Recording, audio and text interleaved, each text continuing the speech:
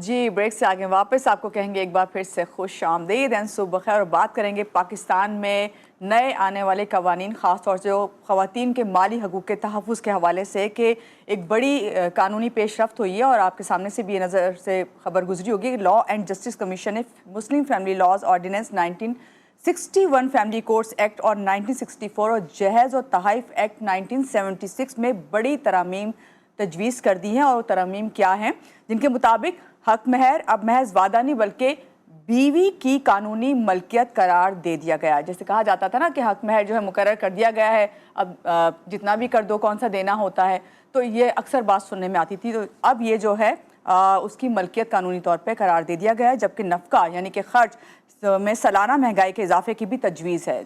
और इसके अलावा निकाह रजिस्ट्रेशन में शफाफियत और जहेज़ और तहफ़्फ़ुज़ की कानूनी हद भी इनमें शामिल है। इसके साथ साथ इन इस्लाहात का जो मकसद है, जिस तरह मैंने आपको बताया कि ख़वातीन को माली और कानूनी तहफ़्फ़ुज़ देना है, उनके निकाह के निज़ाम को जदीद तकाज़ों से हम आहंग करना है। ये तमाम जो कानून हैं जो इस वक्त नए नाफिज किए जा रहे हैं, कब इन पे इम्प्लीमेंटेशन होगी, क्या वाकई इसमें तस्दीक की ज़रूरत थी, इस सब पे बात करेंगे। हमारे साथ इस वक्त मौजूद हैं आमिर जमील वर्क एडवोकेट, सुप्रीम कोर्ट हैं। इनसे मिलते हैं और जानते हैं। अस्सलाम वालेकुम आमिर साहब, कैसे हैं आप? ठीक हैं? सुबह है।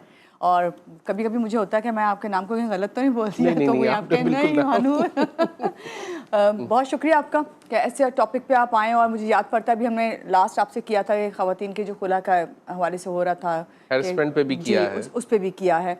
तो आज ये जो नया एक कानून जिसमें हम बात करने जा रहे हैं, पहले तो ये बताएं कि हक महर बीवी की कानूनी मलकियत की शिक का अमली मतलब है क्या? हमें समझाइए इसको। देखिए ये अगर आप देखें पाकिस्तान लॉ जस्टिस कमीशन ने ये जो सिफारिशात दी हैं फैमिली लॉ ऑर्डिनेंस 1961 में और फैमिली कोर्ट एक्ट 1964 में, और थर्डली जो ब्राइडल गिफ्ट है 1979 में, इन तीनों में ये चीज़ें थोड़ा थोड़ा वजाहत है। अगर आप सेक्शन 5 देखें फैमिली लॉ ऑर्डिनेंस 1961 का, तो उसके अंदर हक महर का प्रॉपर जिक्र है। अब ये सिफारिशात ये हैं कि हक महर महज सिर्फ लिखा जाता है, देने के लिए कोई राज़ी नहीं होता। तो देने के लिए उन्होंने ये कहा है कि अगर शौहर की डेथ भी हो जाए तो वो उसकी प्रॉपर्टी से हक महर दिया जाए। तो हक महर के लिए उन्होंने ये सिफारिशात की हैं। दूसरा, हक महर की कोई मियाद भी उन्होंने 3 लाख रखी है। और इस तरीके से उन्होंने जहेज़ के पे पाबंदी के लिए सिफारिशात दी हैं। दूसरी, उन्होंने जो सेकंड मैरिज करते हैं उसके लिए सिफारिशात दी हैं कि वो यूनियन काउंसिल से गिरें। और जो है वो लेडी इंटाइटल होगी टू गेट खुला। अगर वो नहीं रहना चाहती फर्स्ट वाइफ के साथ, सेकंड वाइफ के साथ, तो वो खुला सीख कर सकती है।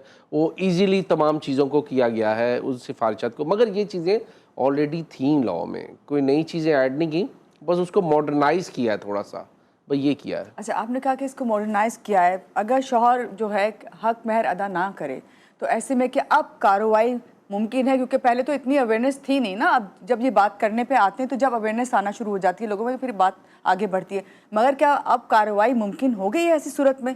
बिल्कुल जी, हमारी फैमिली कोर्ट्स में डावर अमाउंट के लिए आप केस फाइल कर सकते हैं। सूट फॉर डावर अमाउंट, उस पर कोर्ट डिक्री करती हैं, उस पर जेल जाते हैं। जेल में जो है वो जाके वहाँ से भी डावर अमाउंट की अपनी मजदूरी करके पैसे देते हैं, या फिर इंस्टॉलमेंट्स कोर्ट करती है। तो डावर अमाउंट तो ये राइट है, ये तो शुरू से था। मगर थोड़ा सा उन्होंने ये किया है कि अगर शोहर की डेथ हो जाती थी तो डावर अमाउंट नहीं मिलता था लेडी को।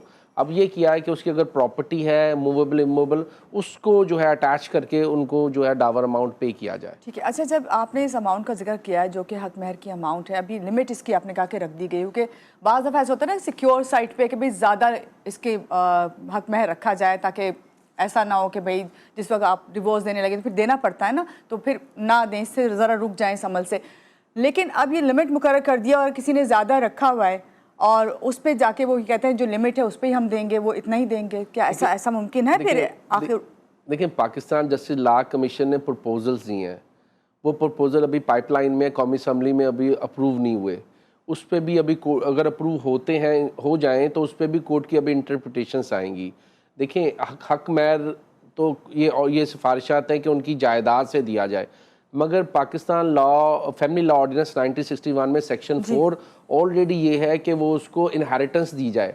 अब हस्बैंड की डेथ हो जाती है, डेथ के बाद अब उसको वो प्रॉपर्टी इनहेरिटेंस में मिलेगी या हकमैन में मिलेगी, तो इस पर इंटरप्रिटेशंस कोर्ट करेंगी इस पर, क्योंकि ये बड़ा ऐड तो हो गया मगर आगे चल के इसकी बहुत कन्फ्लिक्शंस बहुत हैं, बहुत सारी कंट्राडिक्शंस हो रही हैं। अब वो इनहेरिटेंस सेक्शन 4 में लेगी अपने शोहर की डेथ के बाद, या हकमैन क्लेम करेगी, और अगर डिवोर्स होती है तो ये सब चीज़ें अभी बहुत कन्फ्लिक्ट हैं, इस पर कोर्ट इंटरप्रिटेशंस करेंगी। ठीक है। अच्छा आमिर साहब ये भी बताइए, नफ़क़े में सालाना इजाफा क्या ये अदालत खुदकार तौर पर जो है नाफिज करेगी या फिर ये दरख्वास्त देना होगी खुद से? नहीं, एप्लीकेशंस देनी होगी आपको, उसकी मंथली इनकम के हिसाब से वो कोर्ट जो है वो मेंटेनेंस डिसाइड करती है। अब एक बंदा जो है वो कमाता ही 50,000 है और 50,000 रुपये में उस प्रोपोर्शंस के तहत कोर्ट जो है उस रेशो के तहत वो फिर मेंटेनेंस अवार्ड करती है लेडी को। वो मांगते तो 50 ही हैं, अब उसका भी सर्वाइवल है ना, वो भी कोर्ट देखती है कि इस बंदे को भी सर्वाइव करना है, जाना आना है, इसके भी एक्सपेंस हैं, तो उस हिसाब से कोर्ट जो है वो उस रेशो से मेंटेनेंस अवार्ड करती है। आमिर साहब अभी भी जो अब बात हो रही थी कि जहेज़ की और फिर उसके बाद तहाइफ वगैरह जो ब्राइड को मिलते हैं उसके बारे में अक्सर होता था कि होता है कि वो जो तहाइफ होते हैं वो रख लिए जाते हैं कि भाई वो तो हमारी तरफ से दिए गए तो हम हमारे पास रहेंगे, उनको नहीं दिए जाते। तो क्या ऐसे में कोई कार्रवाई या कोई अब शराइत रखी गई हैं? देखिए ये आपने बहुत इम्पोर्टेंट क्वेश्चन किया। लोगों को आपके इस प्रोग्राम के ज़रिए ये जानना चाहिए कि जो भी ब्राइड को जो ब्राइडल गिफ्ट्स मिलते हैं और जो उनको उनके घर से जो चीज़ें मिलती हैं वो तमाम मलकियत जो है वो ब्राइड की होती है। उसमें ग्रूम जो है वो वापसी का तकाजा नहीं कर सकता और कोर्ट्स देती भी नहीं है। ब्राइडल गिफ्ट्स उसी का है, ब्राइडल का ही है, उसको ग्रूम नहीं मांग सकता और ना ही उसको मिलता है। ये ऑलरेडी है ब्राइडल एक्ट में 1979 में ये है कि ये सोलली उसकी मलकियत है, उसको ग्रूम जो है वो मांग नहीं सकता कि जी हमने जो दिया था वो हमें वापस कर दें, वो भी उसी का ही है, और जो वो अपने माँ बाप के घर से लेके आई है वो तो उसका है ही, तो वो इंटाइटल नहीं है कि वो उसको शोहर को वापस करे। ठीक है, वरना होता है ना उमूमन ये कि उस वक्त तो प्यार मोहब्बत में वापस कर दिया जाता है, लेकिन जब कोई लड़ाई झगड़े या कोई इस तरह के मामलात आते हैं, ख़ासतौर से डिवोर्स का मामला आता है, तो उस वक्त वो चीज़ें जो हैं क्लेम की जाती हैं। अच्छा आमिर साहब, इन तरामीम के नफाज से जो निकाह का अमल है, रजिस्ट्रेशन का अमल है, वो कितना शफाफ आपको लगता है कि हो जाएगा? देखिए वो यही कहा है सेक्शन 5 में, ये प्रपोज़ल तो यही है कि उसको रजिस्ट्रार से रजिस्टर किया जाए, नादरा अथॉरिटी से उसको जो है वो रजिस्टर किया जाए। थर्डली उन्होंने उसमें ये सिफारिशा दी हैं कि वो जिससे निकाह पढ़वाया जाए वो श्योर हो, वो बिल्कुल ऐसा हो जो निकाह रजिस्ट्रार की डेफिनेशंस में आता हो, जिसके पास लाइसेंस हो, ये नहीं कि चलते फिरते बंदे ने निकाह करवा दिया, वो नहीं। तो ये तीनों चीज़ें अभी देखें इस पर क्या अमल दरामद होता है, और हर निकाह को वैसे भी नादरा से रजिस्टर करवाना चाहिए, नादरा अथॉरिटी से रजिस्ट्रेशन होनी चाहिए, और जो है लाइसेंस हो जिसके पास उसी से ही निकाह करवाना चाहिए। ये नहीं कि आप जाएं और उसको ले आएं, उसके पास लाइसेंस भी नहीं है, वो निकाह कैसे करवा, तो वो उस चीज़ों को कहा गया कि मैरिज इनवैलिड कंसीडर होगी।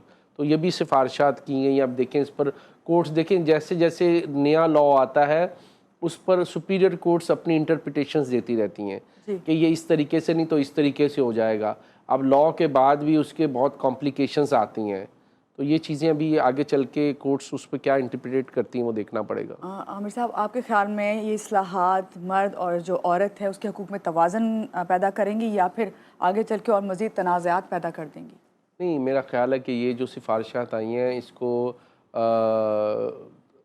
ज़बरदस्त आई हैं, ये औरतों के हकूक़ के लिए बहुत बेस्ट है, और इस पर वुमेन एसोसिएशंस उन्होंने भी इस सिफारिशात को इंडोर्स किया है, उन्होंने भी कहा है कि ये जी होनी चाहिए।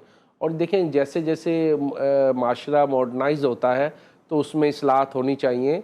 अब पहले तो निकाह खाली ज़ुबानी होते थे, रजिस्ट्रेशन होती नहीं थी, लिखत परत होती नहीं थी, तो फिर ये लिखत परत का इशू हुआ, रिटर्न में आया, तो अब एक नई आई है कि इसको नादरा अथॉरिटी से रजिस्टर भी करवाना चाहिए। तो ये अच्छी चीज़ है, गुड साइन है ये। नहीं, ये वाकई बहुत अच्छी चीज़ है, लेकिन बात ये ना वही बात के इम्प्लीमेंटेशन होना चाहिए। और उससे पहले हमने जब निकाह पे बात की थी कि निकाह नामे पे हर जो कॉलम है उसको देखना चाहिए, पढ़ना चाहिए। फिर आपने कहा आप अब ये किया जा रहा है कि लाइसेंस ज़रूर हो जो निकाह पढ़ाने आ रहा है। माशरती सतह पर इन कवानीन के नफाज के लिए कौन सी आगाही तरबियत इस वक्त ज़रूरी है? हम तो चलें प्रोग्राम कर रहे हैं आगाही देने के लिए।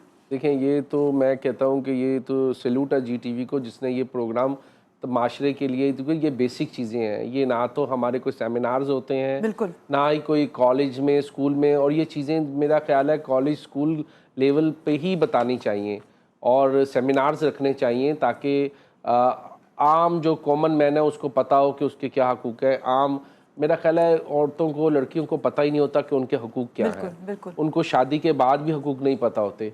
तो ये मेरा ख्याल है आपका प्रोग्राम जो है ये बहुत ज़्यादा इस पर एक फ्रूटफुल रिज़ल्ट लेके आएगा। औरतों को पता चलेगा कि जी ब्राइडल गिफ्ट्स उनकी सोली उन्हीं का है, वो उसको ग्रूम डिमांड नहीं कर सकता, वो हम वापस नहीं कर सकते, वो उनका है। ये चीज़ कभी मेरा ख्याल है नहीं, मैंने नहीं देखा किसी प्रोग्राम में ये चीज़ें उजागर की गई हों। बस आपसे लास्ट में ये जानना चाहूँगी, क्या ये तरमीम, क्योंकि हमारे यहाँ जो है सबसे पहले यही सवाल उठाया जाता है कि ये मजहबी और आइनी तकाज़ों से हम आहंग हैं?